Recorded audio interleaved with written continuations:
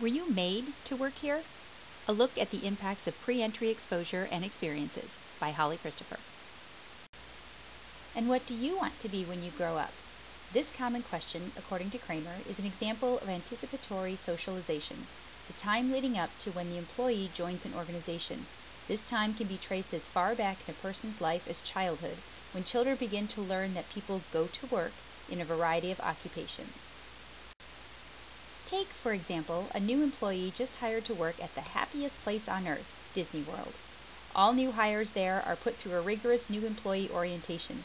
During this time, they'll learn not only about the tasks assigned to them, but about the culture of the organization itself. Just like with so many other organizations, at the beginning of their time with Disney, new employees learn about social and professional norms, the beliefs and values of the organization, and how information flows. They become part of a larger team and begin to negotiate their membership within it. This shift in identification is what Stevens and Daly call situated identification, when a person picks up cues from their environment to form identification and can take place in a variety of settings. For example, identification can take place when a person is on vacation, among friends, or at a festival. Identification is important to an organization.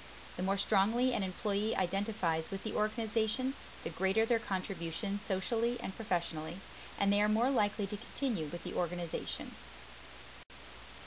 Identification is so valuable to organizations that they have dedicated roughly $54 billion to new employee orientation programs, and studies have shown that new hires' identification with an organization is strengthened just by attending orientation. It often appears as if all new hires come in on a level playing field regarding their level of experience and knowledge of the organization.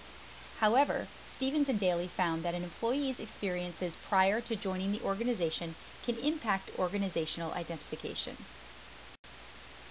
For example, a person who is an avid fan of Disney World, has visited throughout their lifetime, owns all the movies, and hosts Disney-themed birthday parties will have a different sense of membership to the organization than someone who does not share those same experiences. The enthusiast is in a state of readiness, and as they negotiate their sense of membership during new employee orientation, will experience the assimilation differently than the new employee without the same sense of connection. This results in a deeper and stronger organizational identification on the part of the Disney World fan. According to Stevens and Daly, personal experiences which are related to, but not a result of direct interaction with the organization, also impact the new hire's organizational identification. A person who grew up with singing, acting, and dance lessons, performing for an audience, has developed a state of readiness prior to joining the Disney company. This leads to an increased organizational identification with the brand. According to Stevens and Daly, personal experiences which are related to, but not a result of direct interaction with the organization, also impact the new hire's organizational identification. A person growing up with singing, acting, and dance lessons, performing for audiences, has developed a state of readiness prior to joining the Disney company. This also leads to an increased organizational identification with the brand. Based on this new knowledge that both new employee orientation and the individual's prior experiences impact organizational identification, organizations might want to consider revisiting both their hiring practices and orientation programs. During the hiring process, organizations can implement methods of discovering more about their new employees' past experiences as they relate to the organization. Based on this new knowledge that both the new employee orientation and the individual's prior experiences impact organizational identification, organizations might want to consider revisiting both their hiring practices and orientation programs.